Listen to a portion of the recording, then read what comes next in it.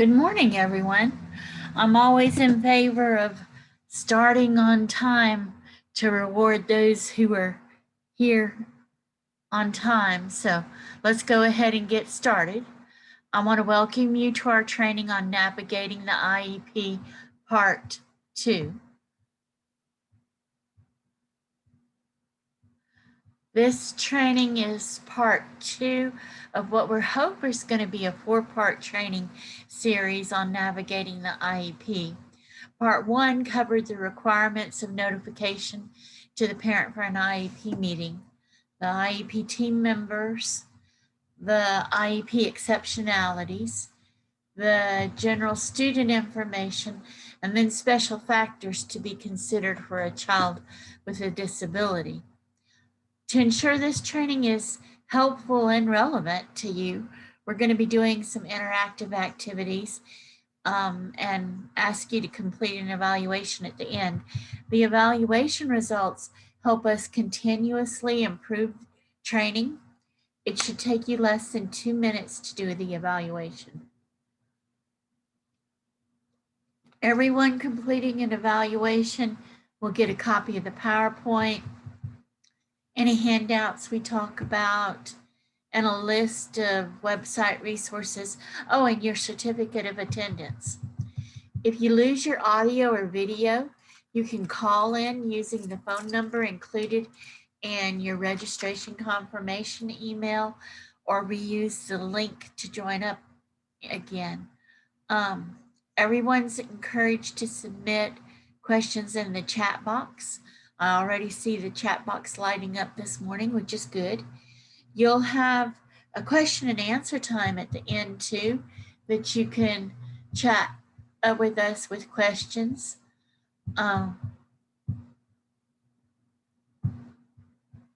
So I'm Melinda Elliott. I'm the presenter for your training. Families Helping Families of Southwest Louisiana is one of 10 nonprofit family resource centers in the Families Helping Families network of centers.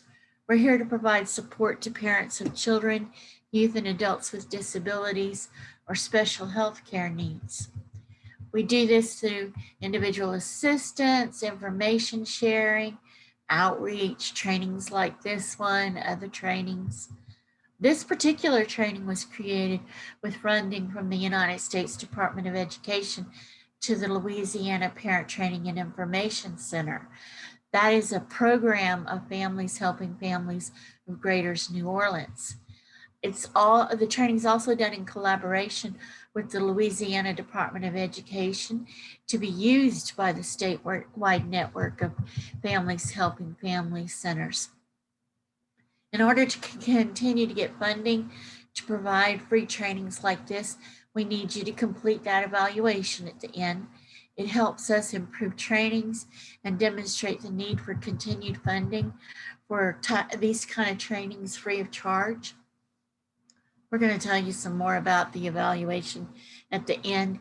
It'll take you less than 2 minutes to complete it. Everyone that completes it will get the PowerPoint or certificate of attendance, any other stuff we talked about. Use the email that you got when you registered if you need to get off and come back on or get kicked off for some reason. And chat me up with questions. We provide webinars and in-person training on special education and disability-related topics. You can look at our website and our Facebook page for our events. Our website is www.hfswla.org. Check it regularly. Register for upcoming training that might be interesting to you. You can request specific training on your evaluation. You know, if you're interested in a topic, there are probably other people interested in it too. I'm also the LeCan leader in this area. I cover 5 parishes: Beauregard, Allen, Calcasieu, Jeff Davis, and Cameron parishes, quite similar to the parishes that the Families Helping Families of Southwest Louisiana covers.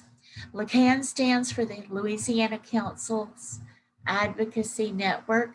It's a statewide grassroots advocacy network which links policymakers, people with disabilities, and family members to make positive change in systems serving people with disability. LACAN advocates for policies and systems that support inclusion everywhere people live, work, play, live, learn. It also advocates for systems that support children and adults with disabilities to live in their own homes and be fully included and participating members of their local schools and communities. LACAN leaders like myself provide connection with a regional team of advocates. We provide information on proposed policy changes and how those changes may affect you and others.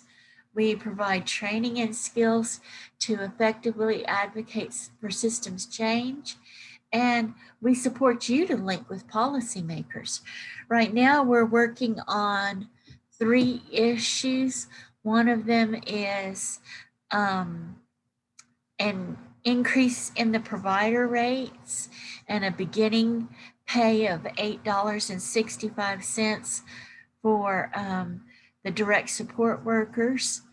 Another one of the things that we're working on is expanded funding for the Families Helping Family Centers. The third one that I think is being heard this morning, as a matter of fact, is a bill about cameras in the special education classrooms upon request. We work on other things during the legislative session too. You can join by going to www.lacanadvocates, all one word with an S on the end.org. It's free. You're actually just signing up to get the emails. Hopefully, I hope at least that you're going to take action, but action might be emails, it might be phone calls. Some people tell their stories. We have a variety of ways and places that people can tell their stories, but I encourage you to sign up. So I want to start with a quick icebreaker activity. I want to check my mic to make sure that it works and people are hearing me. So y'all chat me up. The icebreaker question is, what's your favorite holiday? I'm going to start by giving an example. I just love Christmas. Maybe before I had kids, I might have chose something different, but I like watching my kids and now grandkids enjoy all kinds of Christmas activities. Put your favorite holiday in the chat box. Let me check the chat box. Let's see. One person said Halloween. I love watching my toddler dress up and talk with others. Someone else said Thanksgiving. Ooh, someone said 15 grandkids, Christmas. I have a grandbaby on the way, my 9th. Someone else said my birthday as their favorite holiday.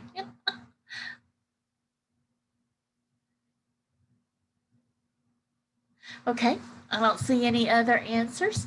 Let's go ahead and get started. So we want to make sure this training is useful, and one of the ways we do that is the check-in process. I'm going to ask you to participate in a poll with 5 statements. I want you to respond to each one of the statements with one of the following responses: strongly agree, or disagree, or strongly disagree, or not applicable. I also want to thank my co-worker, Wallace Johnson. He's behind the scenes putting the important information in the chat box and launching these polls. So, and he set them up so everything works smoothly. He's invaluable in helping me do all of these webinars. And he does some of them himself. He presents some of them himself. So the first question, I have a good understanding of the basic IEP process. You've got strongly agree, agree, disagree, strongly disagree, or not applicable. You have to use this bar on the side to scroll down to see all of the questions and all of the answers. Two is I understand how the present level of performance is determined for an academic or functional goal. I have strongly agree, agree, disagree, strongly disagree, and not applicable.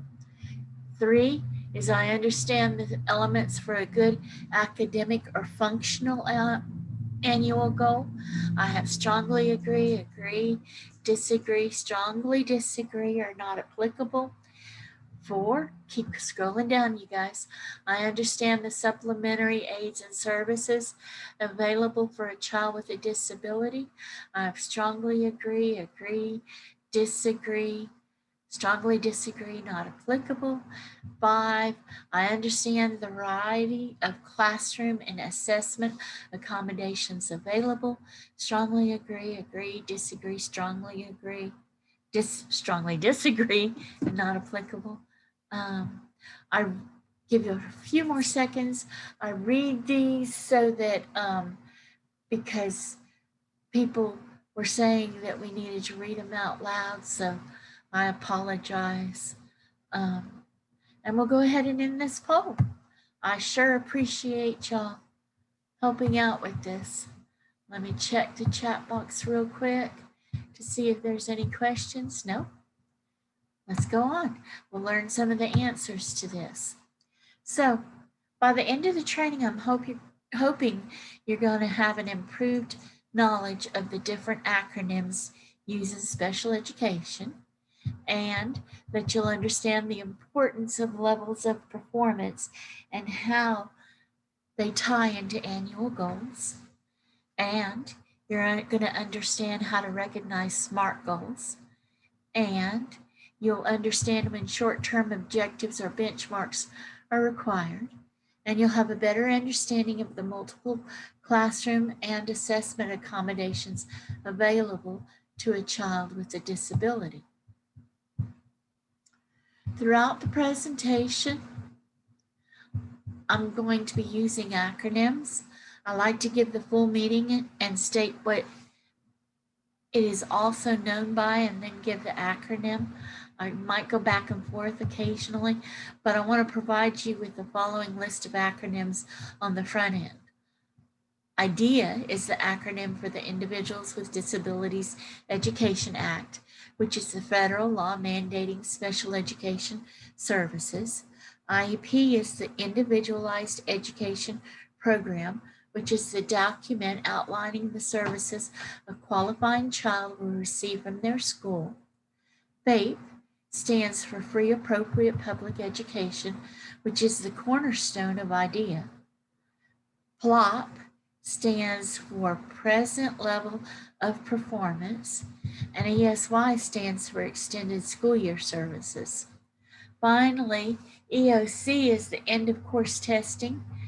LEAP is the Louisiana Educational Assessment Program, and ELA is English Language Arts. So a little background. The Individuals with Disabilities Education Act, also known as IDEA, is federal special education legislation that tells school districts what they must do. But occasionally, special education law is clarified through litigation. The IEP process is part of the legislation, and in 2017, a case before the U.S. Supreme Court, Andrew F. versus Douglas County School District, sought to bring clarity to the IEP process by answering the following question.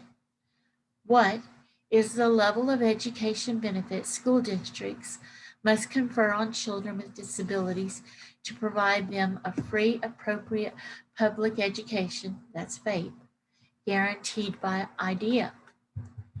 The Andrew F. case delivered a landmark ruling that clarified the substantive standard for determining whether a student's IEP, the centerpiece of each child's entitlement to FAPE under IDEA, is sufficient to enable a student with a disability to make progress appropriate in light of his or her circumstances. Two of the fundamental keys to ensuring this happens are high quality present levels of performance statements and challenging IEP goals. So, to break it down to more basic terms, the Supreme Court justices ruled that every student, regardless of the severity of their disability, should still have opportunity to meet challenging goals and should be expected to make more than minimal progress. We learned in Navigating the IEP Part 1, the IEP is broken down into these sections. The general and student information was covered in Part 1. Part 2 of Navigating the IEP process is focusing on the instructional plan, which includes the present levels of performance and challenging academic and functional goals for a student with disabilities. This is going to be followed by accommodations what we're doing today. Part 3 and 4 of Navigating the IEP will cover the remaining IEP information. That includes programs, services, placement, consent, transition. So we're going to see those in the future parts of Navigating the IEP. So before we jump into the instructional plan, I want to do a quick recap of where we left off in Navigating the IEP Part 1. In Part 1, we learned schools must provide parents with a required IEP meeting notice with specific information like the date, the time of the meeting, the purpose of the meeting, who will be in attendance at the meeting. We also went through the different individuals that are part of the IEP team. We learned about the 3 parts of IEPs, initial, review, and interim. We went through the different sections of the IEP along with the 13 exceptionalities. We discussed general student information and then those special factors like behavior, communication, instruction in Braille, assistive technology, and health needs. The final step was identifying the educational needs. The educational needs to be considered are academic, cognitive. So needs in the academic area might be reading, written language, mathematics. Cognitive might be acquisition, manipulation, storage, retrieval, and expression. You can have academic or talented performance information also included in that box. Then behavior needs of the student is about when his or her behavior impedes learning or the learning of other students. The communication needs are needs in understanding and communicating with others, such as writing and language development, articulation, augmentative and adaptive methods, or things like that. The motor needs include fine and gross motor movement, like handwriting and walking. Self-help needs include toileting, dressing, safety, health, like maybe self-catheterization or insulin maintenance, more things like that. I'm just giving examples. Social needs can include peer interaction, strengthening self-concept, more things like that. Most students aren't going to have educational needs in all those areas. Many students will have needs in more than one of those areas. We're supposed to check all those that apply to an individual student. Then, once the areas of need are identified, you move to the instructional plan. And that's where we're going to pick up. So a copy of the IEP form was emailed to you after you registered, and a link to the IEP is in the chat box. Wallace hooked y'all up. If the IEP on the screen's too small, go to one of those other sources so you can see it. Once the IEP team determines the areas of need for a student, each one is put on a separate page on the line that says educational need area. The content area refers to the specific area of educational needs. So, for example, if the area of your education need is academic cognitive, your content area can be math. If you have more than one content area for the educational need area, you make a separate sheet. So you might have one of these that says math. Then you're going to have another sheet that might say reading, for example. So let's look into it a little bit more. If the IEP team determines the educational needs are academic, cognitive, and communication and self-help, that's a total of 3 educational needs. So there should be 3 separate sheets. However, if under each of these separate content areas, you need an additional sheet for each content area. So academic and cognitive can have more than one content area, and you might have more because you need more than one under academic cognitive. For my example, like math and reading. Because you have different goals. Under the content area, there's 4 items and check boxes. We're not going to go into great detail at the time, but here's some like real minimal information you need. The ESY box is for extended school year services. That's only checked after the student has been determined eligible for extended school year and is going to work on that goal during extended school year.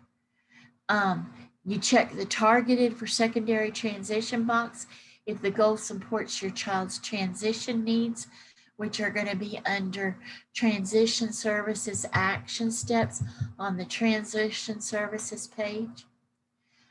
You would check the Act 833 box if you're using Act 833 as alternate performance criterion to a course. The Louisiana Connectors Aligned Instruction is checked for students taking the LEAP Connect alternate assessment. LEAP Connect is based on alternate academic achievement levels. While all students are included in reaching for results, a small percentage of those students with disabilities this is for that small percentage that aren't, the general statewide assessment isn't appropriate. Louisiana has designed alternate assessments to meet the needs of those students. LEAP Connect correlates to the Louisiana extended standards that are extension of the state academic content standards. The extended standards capture the essence of the content standards and provide a way for students with significant cognitive disabilities to access the general education curriculum. So also included in the need area are related services. IDEA defines related services as transportation and such developmental, corrective, and other supportive services as are required to assist a child with a disability to benefit from special education. IDEA specifically mentions speech language pathology, audiology services, interpreting services, psychological services, physical therapy, occupational therapy, recreation, including therapeutic recreation, early identification and assessment of disabilities in children, counseling services, including rehabilitation counseling, orientation, mobility services, medical services for diagnostic or evaluation purposes. It could be a lot of things. Related services can include school health services, school nurse services, social work services, parent counseling and training. I'm giving you an extensive list, but IDEA doesn't consider it an exhaustive list. There can be other things. We're going to give you a related service handout with additional definitions and explanations of each service, because I know there's a lot. So next on the instructional plan is the present levels of academic achievement and performance. IDEA requires each IEP include a statement regarding the child's present levels of academic and functional performance. This statement is crafted considering the areas of development in which a child with a disability might need support. They are broken down into two parts: academic achievement and functional performance. The statement must include how the child's disability affects the child's involvement and progress in the general education curriculum, or for preschool children, how the disability affects the child's participation in activities with their non-disabled peers. Academic achievement refers to a child's performance in academic areas like reading, language arts, math, science, history. So when we talk about academic achievement, we're talking about the academic subjects a child studies in schools and the skills the student is expected to master in each one of those subject areas. Children's circumstances will vary, which means the examination of the child's academic achievement and performance is individualized considerations. Where does that child stand academically and critically? This is a critical question. How does the child's disability affect his or her involvement and progress in the general education curriculum? The present level statements must contain a description that answers those questions. And I'm sorry, my little dog is barking again. She sees a candy wrapper and she barks. Functional performance generally refers to skills or activities that are not considered academic or related to a child's academic achievement. The range of functional skills or activities is as varied and different as the individual needs of children with disabilities.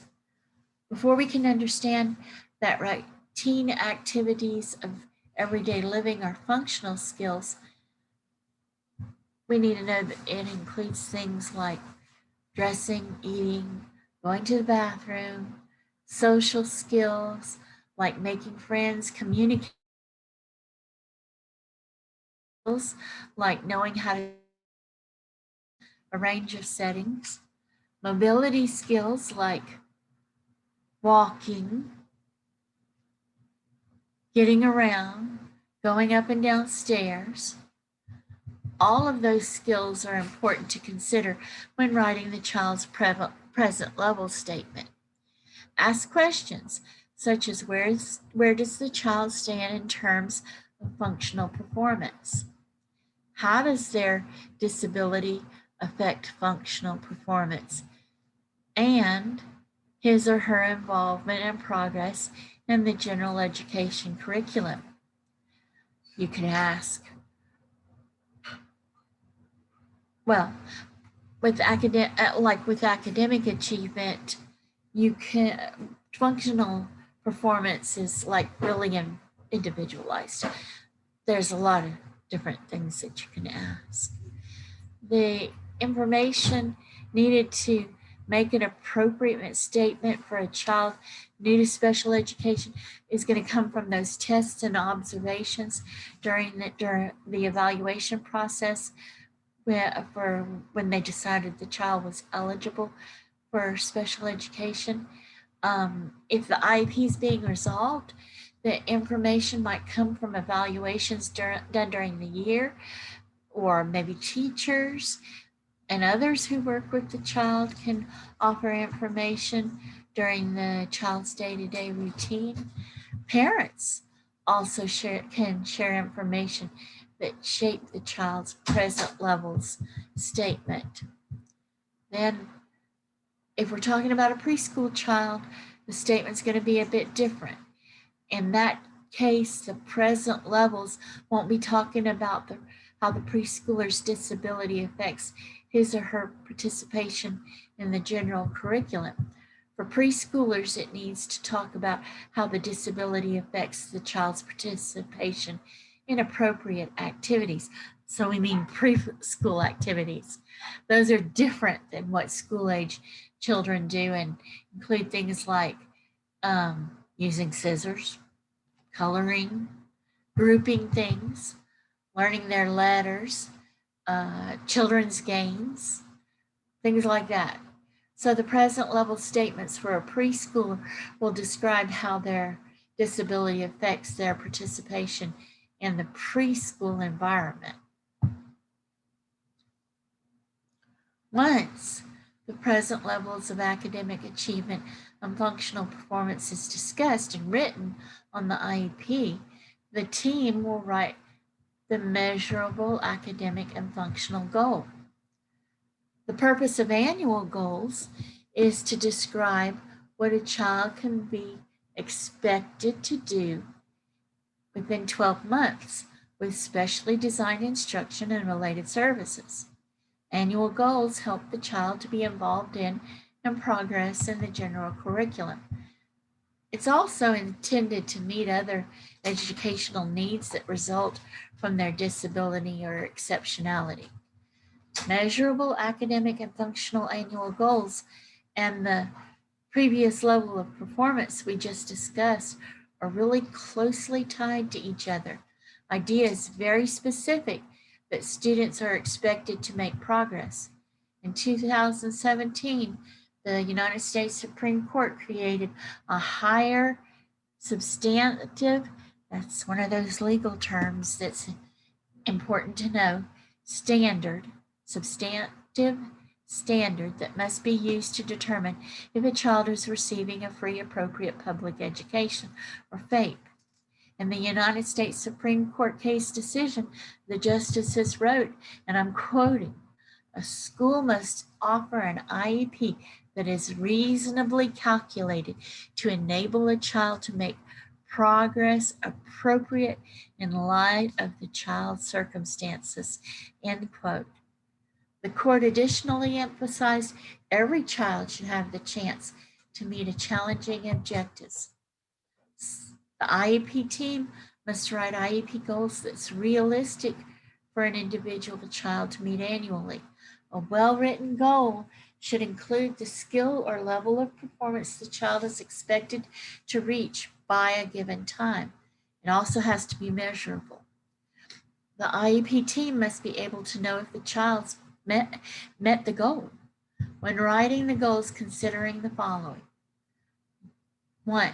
Prioritize the student's needs by asking what prerequisite skills or knowledge does the student need to close the gap between their present level of performance and grade level expectations. 2. Goals must be standards-based. Repetition of a content standard, benchmark, or grade level expectation as a goal is not appropriate, nor is it standards-based. For students being connected with the LEAP Connect, the Louisiana Extended Standards must be reflected in their goals and objectives. 3. Academic content areas should be separated. ELA, reading, and/or math shouldn't be combined in one goal. Within content areas, it might be necessary to write more than one goal. For instance, in English language arts, which is reading, a student may need phonological awareness, vocabulary building, reading comprehension, decoding, there's other things. Then for math, they might need basic math facts like addition, subtraction, multiplication, division, how to use a calculator, working word problems, or following multi-step problems, and I'm sure there's other things. What other areas are difficult for the student? That's, I think, 4 in my list. What other areas are difficult for the student? What additional skills do they need to be successful socially, behaviorally, organizationally? You want to look at behavior, motor, social and emotional, communication, self-help. 5, goals set the direction for working with the student by providing a way of determining whether anticipated outcomes are being met and whether placement and services are appropriate for the child's special needs. Let's move on a little bit and talk about how we're going to measure if the goal was met. The method of measurement, part of the instructional page, is where the IEP team will include the method of measurement and any additional methods of measurements used. A goal might be measured by more than one method of measurement. There has to be one. The IEP team will select the methods. Some ideas of methods they might include could be criterion reference test, behavioral charting, observation and charting by the teacher and the parents. Then for Act 833 applied courses, the teacher of record must be included in determining the appropriate performance criteria and how the student will demonstrate achievement of grade level expectation as demonstrated on benchmark assessments. That term, teacher of record, is important since that person will be awarding course credit if it's earned. The teacher of record must be included in monitoring and assessing student progress throughout the course. The IEP team will determine if the student has met IEP goals, determine if the student has met minimum competencies necessary for promotion as identified by the teacher, and if necessary, review the promotion recommendation made by the teacher and determine if promotion to the next grade is appropriate. Then, next, you're going to fill in the actual date when the goal was achieved, when it's achieved.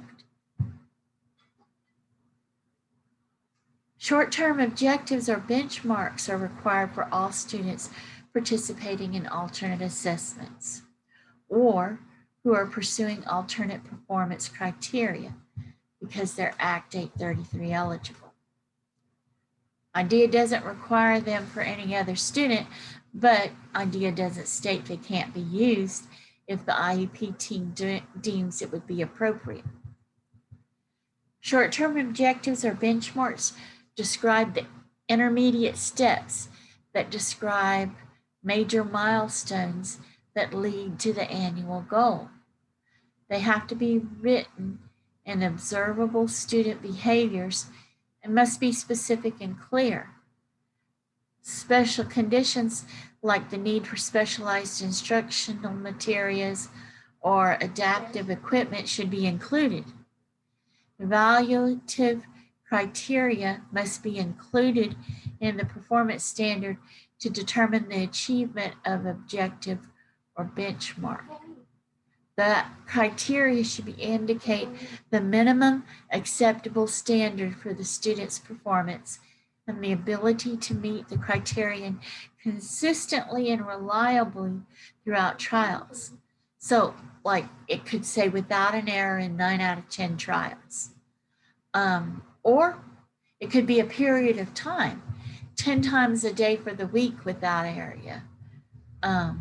Short-term objectives should include the following: one, a statement identifying the target; two, the conditions in which a behavior is supposed to occur; three, the criteria of acceptable performance, including the method of measurement; four, the terminal point of review. So when is it no longer necessary to continue teaching or assessing the skill? And then five, the measurement instrument by which the student's progress will be measured. The final part of the instructional plan is the people responsible for implementing the goal. The IEP team will check off the person or people responsible for the goal. Remember, there's no limit to how many of these pages you can have in an IEP. You should have a different page for each academic or functional goal. So we went through a lot of stuff. I want to stop here for a minute and see if anyone has comments or questions about anything on this page. We've gone over present level of performance, annual goals, measuring goals, short-term objectives. You can type your questions in the box. So someone asked, under personnel responsible for implementing goal, is the teacher of record indicated in the box known as other and then listed there by the box? Yes, you could do it that way. Ideally, the teacher of record, like the math teacher, because regular ed teachers are on the IEP team, is in the meeting, and when you mark the teacher, you know it's a math teacher because the math teacher was in the IEP meeting, but it is possible to do it under other. Any other questions?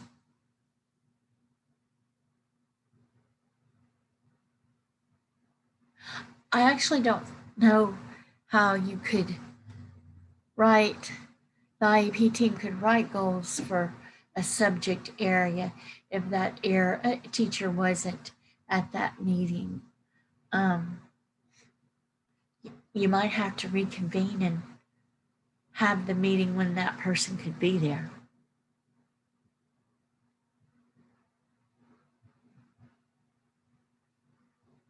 Okay, you can keep chatting with questions, but since I don't see any more, we're going to go ahead and move on. So now that we went over present levels of performance, annual goals, how they're measured, short-term objective, let's go at look at one of the ways you can write good IEP goals. A SMART goal is a well-established tool anyone can use to plan and achieve any goal. IEP goals should be specific, measurable, attainable, realistic, and relevant, and then timely. We're going to discuss this a little bit more over the next few slides. The S in SMART is for specific. The goal is specific in naming the skill or subject area and the targeted result. A specific goal would be for Adam to read a passage orally in a grade level book at 110 to 130 words per minute with a minimum of errors. It's more specific than saying Adam's going to be a better reader or improve his reading level. The M in SMART stands for measurable. The only way that we know if a child is making progress is to be able to accurately measure their work performance. A measurable goal is stated in a way that your child's progress can be measured. It can be done doing standardized tests, curriculum-based assessment, or screenings. A good example of that is with the aid of a calculator, Emma will be able to solve math problems that involve computation of fractions and decimals with 75% accuracy. That's easily measured compared to like a non-SMART goal, like Emma's going to be able to solve math problems. You know when the first goal is happening. The A in SMART goals is attainable. Goals should always be attainable within the time period of the IEP. You don't want to make an unrealistic goal. An example would be Jackson will write a paragraph with at least 5 sentences, each greater than 8 words, with no more than 2 errors in spelling and punctuation. As we move through the SMART goal acronym, you can see how that goal is very specific, easily measurable, and presumably attainable for Jackson. The R in the SMART goal is result-oriented. The goal will clearly state what the child's going to accomplish, what they're going to do to accomplish it. So let's go a little deeper in that. Remember, goals are about deficits. If a child can perform a goal like all other children, a goal isn't necessary. Therefore, when we look at the non-SMART goal that states Dana will be more attentive to others in small group activities, I wonder what does that mean? A goal like that requires some very specific data you can't get from a test. So if you leave it to observation with no data collection, it's going to be hard to know if Dana is more attentive to others. Therefore, a good SMART goal, even when it's non-academic, will still be specific, measurable, attainable, and results-oriented, like this goal. So this goal is, during small group activities, Dana will look attentively toward the speaker of the group, 90% of the time in 4 out of 5 opportunities. The teacher can easily collect data to determine if progress is being made towards that goal. The final piece of the SMART goal is T for timely. A SMART goal will include a time frame in which a child will achieve it. Often we make assumptions the goal is for the IEP period, which usually is accurate. However, there might be times when goals are for shorter periods of time. Adding a specific time frame makes it very clear when a child is expected to reach the goal. In our SMART goal example, you'll see Jeremy's expected to reach his goal by May 15th, and his progress will be measured monthly. One of the handouts you're going to get is about SMART goals. Again, before we move on, let's look at this goal. Monica will correctly add 2-digit math problems. Is it a SMART goal? Y'all chat me up.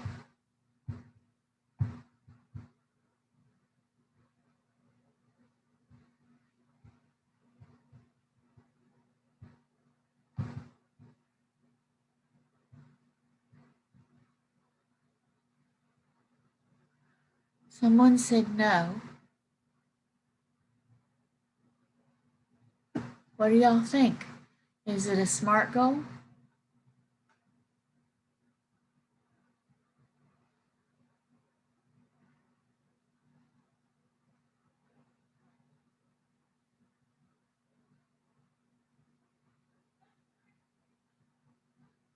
Everybody agrees it's not a SMART goal?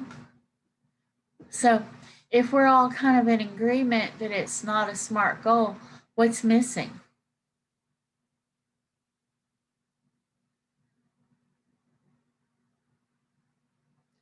Someone says time. When is it going to happen? Yeah, I agree.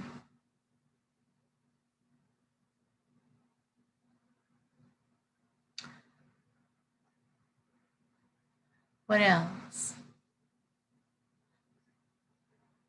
it's so smart, specific. Is it specific? Correctly add 2-digit math problems. Okay, I'm willing to say it's specific. Measurable. Is it measurable? What do y'all think?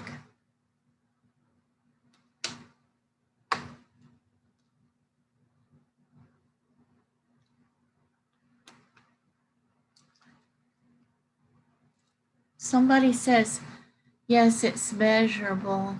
And somebody else said, out of how many?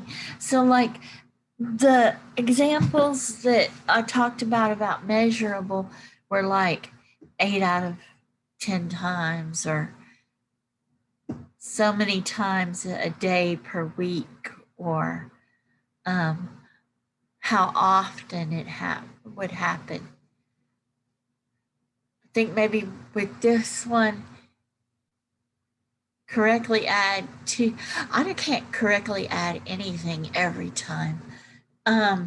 Sometimes if I can do it most of the time, if I can do it 8 out of 10 times, this is a good thing. So I don't know so much about measurable. What did the A stand for? Does anybody remember?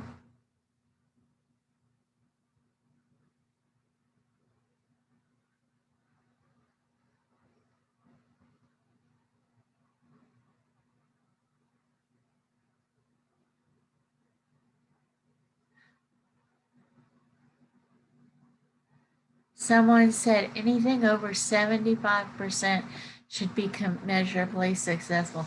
No joke. If I can do anything over 75%, I'm happy.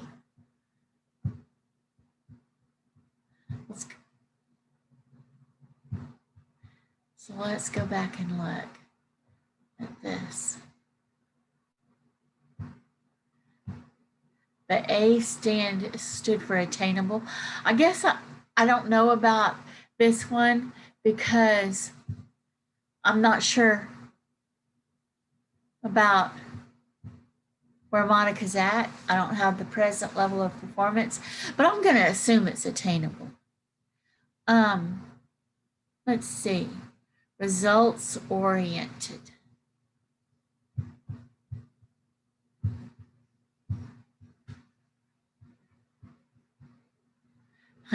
Somebody said attainable. Thank you. Results oriented. Yeah, I think it's results oriented. It has some things missing. It has some pretty important things that are missing. Let's go ahead and go on. Okay, so this is an important part. IDEA, the Individuals with Disabilities Education Act, requires IEP teams identify supplementary aids and services a child will need and specify them in the IEP. The purpose of supplementary aids and services are to enable the child to advance appropriately toward attaining the annual goals, to be involved in and make progress in the general education curriculum, and to participate in extracurricular and other non-academic activities, to be educated and participate with other children with disabilities and non-disabled children. Supplementary aids and services are critical in supporting the education of children with a disability in regular classes and their participation in a range of other school activities with non-disabled peers. Practically talking, supplementary aids and services are commonly found in the use of accommodations. IDEA requires students with disabilities take part in statewide and district-wide assessments. To support those students with disabilities in taking the statewide or district assessments, accommodation and modifications might be necessary. Accommodation used for annual assessments should be routinely used in the classroom instruction and testing. IEP teams need to carefully decide what accommodations are needed in the classroom and for those assessments. If you look at this IEP page for accommodations, there are specific columns for classroom instruction and classroom testing. Then everything falls under statewide assessments. In addition, there are 7 pages of accommodations. Your IEP that Wallace sent you has all 7 pages. The IEP that you get at school might only have the pages where something is marked, but we want you to see all 7 pages. Those pages are broken down into accommodations for presentation, for response, for timing, and for scheduling, and for setting. Unique accommodations can be requested for all of those things. At the end of each section is a place for the IEP team to add unique accommodations for the student. But I want you to pay attention that the Louisiana Department of Education must approve those unique accommodations for state assessments. At the very top of the page, you're going to see ESY instructions and none.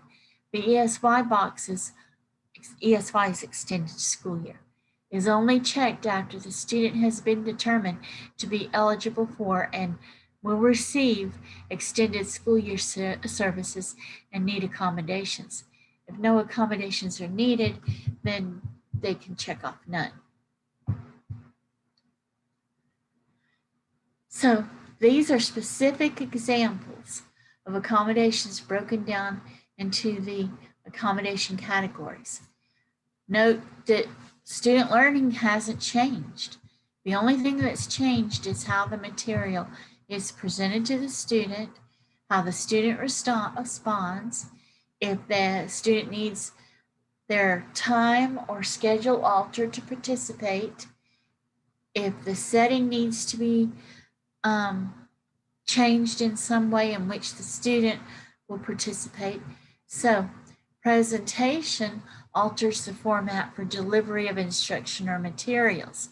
Some examples of that is Braille, read aloud, paper version of an online assessment. And one of the categories is response. It allows for alternate methods for the student to provide responses. Those examples are answers recorded, transferred answers. Then another category is timing and scheduling. That changes the allowable length of time, the time of day, or how the time is organized. So children can get extended time, they can get frequent breaks. Another category is setting. That changes to the setting, including groups. So we might be talking about small group, individual testing, specific room requirements. This is the end of the accommodation section of the IEP. Accommodations are usually the key to success in the general education classroom. Let me go and check my chat box for questions. So someone asked, do I have the right to provide my input or discuss my child's goals in an IEP meeting? Yes, of course. I'm assuming that this is a parent. So a parent is an important part of the IEP team and the IEP process. That's why they're included in federal law. They're also included in state law, that the parent has valuable information to provide. If you think a goal is too high, you need to say something. If you think a goal is too low, you need to say something. If your child already does that, whatever that goal is, you need to say something. So yes, you have the right to provide lots of input. You have a perspective nobody else does. Let me look real quick and see if there's any other questions.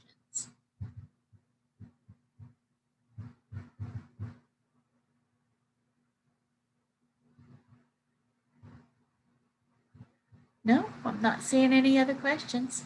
Y'all can chat me up.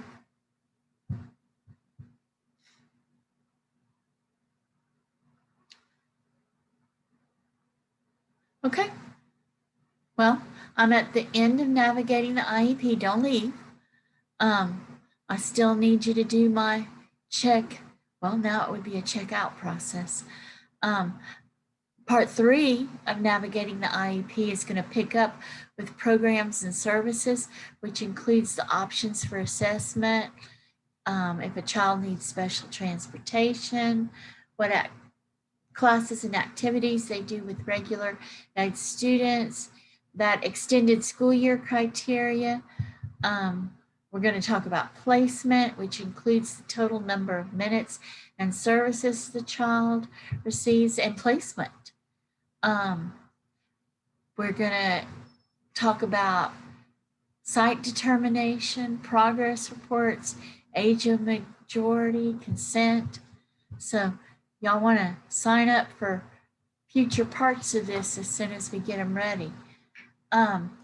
Before we get to the final part, let's go back over the check-in statements and see how useful this training was for you. I'm going to launch, Wallace is going to launch a new poll with the same 5 statements. You get the same 5 responses: strongly agree or disagree, or strongly disagree, or not applicable. So number 1 is I have a good understanding of the basic IEP process. Strongly agree, disagree, strongly disagree, or not applicable. Use that bar on the side and scroll down so you can get them all in, see them all. 2 is I understand how the present level of performance is determined for an academic or functional goal. I have strongly agree, disagree, strongly disagree, or not applicable. 3, I understand the elements for a good academic or functional annual goal. I have strongly agree, disagree, strongly disagree, or not applicable. Scroll down. 4, I understand supplementary aids and services available for a child with a disability. I have strongly agree, disagree, strongly disagree, and not applicable. Then the last one, 5, I understand the variety of classroom and assessment accommodations available. I have strongly agree, disagree, strongly disagree, and not applicable.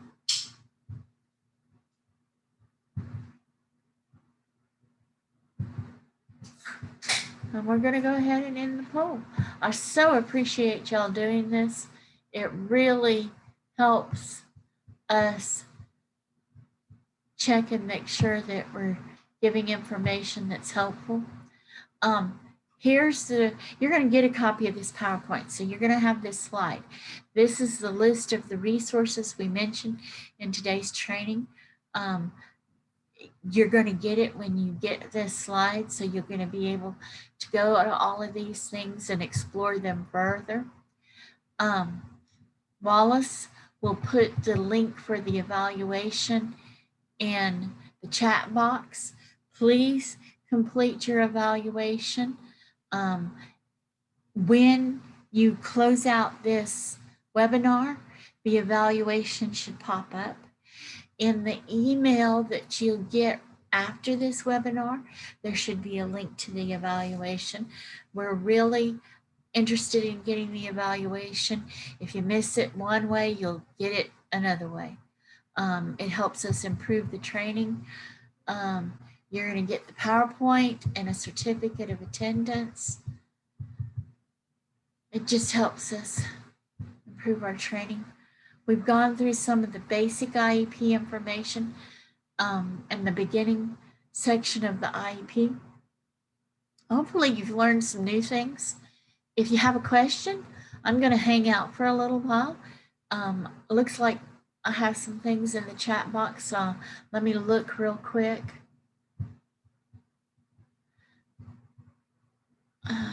Yep, Wallace is sending you the link for the evaluation.